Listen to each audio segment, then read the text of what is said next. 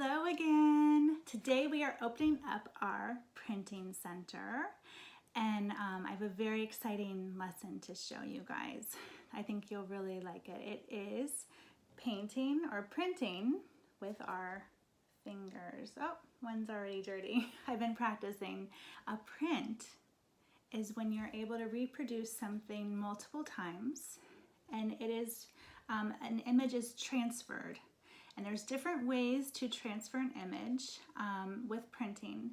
And a fingerprint is a type of relief print, because a relief print is something that if something sticks up, like higher than the surface, and you put ink on it and you are able to transfer that image onto a material, then you are making a print, and anything that is raised will be the image that is printed. So anything that is raised gets the ink on it and is able to transfer onto a material. And your fingers, you can't see it on here, your fingers have little ridges. If you look at them, you can see that your finger has little ridges on them, and if you put some ink on it and you transfer it onto a piece of paper, then you will get a fingerprint. And I have two very inspiring artists that I want to share with you today that have different styles of fingerprinting but are a huge inspiration, and well, I think you will have an idea what you want to make after you see some of the stuff that they have done.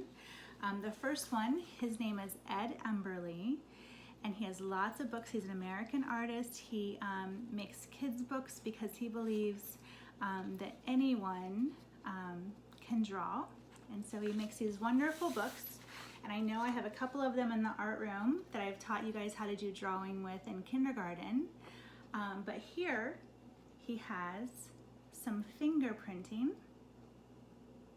that he is able to make animals and trees and flowers. So I think that is definitely inspirational. So Ed Emberly, if you want to try making a fingerprint and making it into a person or an animal, he's a very inspiring artist. And then the other artist I want to share, his name is Chuck Close. He's another American artist, and both of these artists, they're still alive. And I like his because he's famous for doing portraits, and one of the styles in which he did portraits was with fingerprints.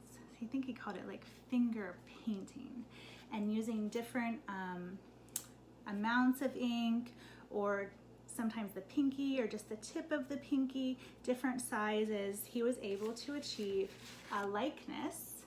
So this is all made up of fingerprints.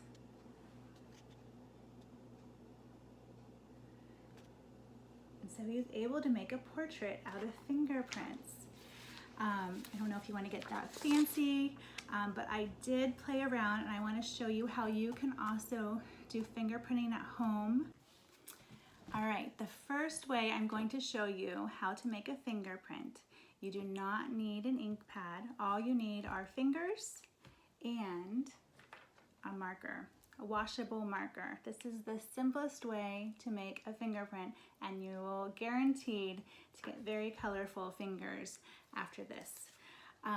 Yesterday I was playing around and I was able to make this with a red and a black marker.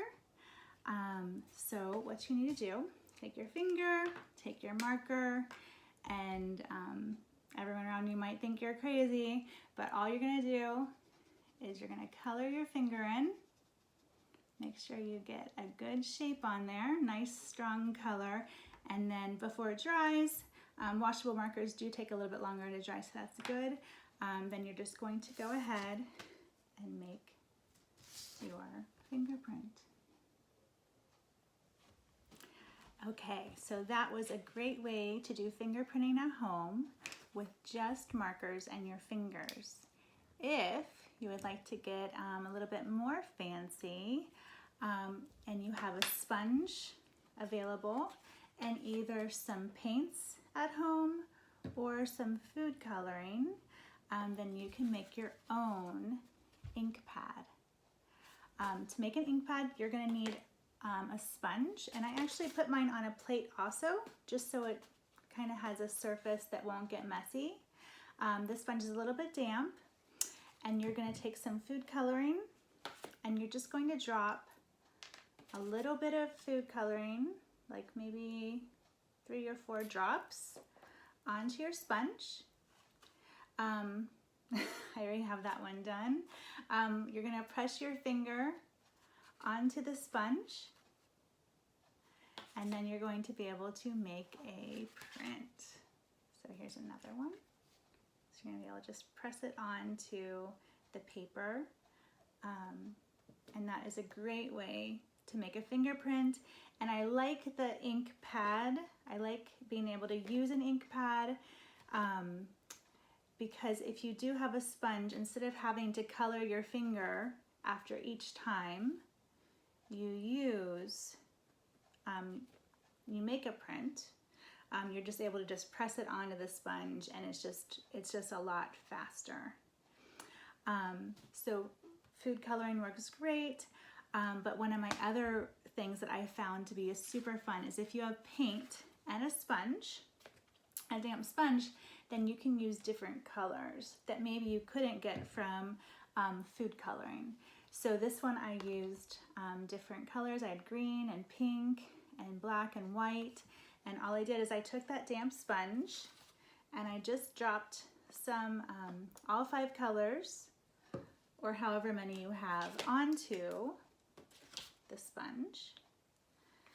And then you're going to want to, so it's kind of gooey, right? You're going to want to spread it around on the sponge. However many colors you want, you might just have 1 color and that'll be awesome. But then you don't get too much on your finger at a time. So with this pink, I just can press my finger, and then I am ready to go with pink. You can do a fingerprint with pink. All right. So I hope you enjoyed this lesson. I hope you make lots of fingerprints and you get messy fingers like me, and just have fun. Miss you guys. Bye.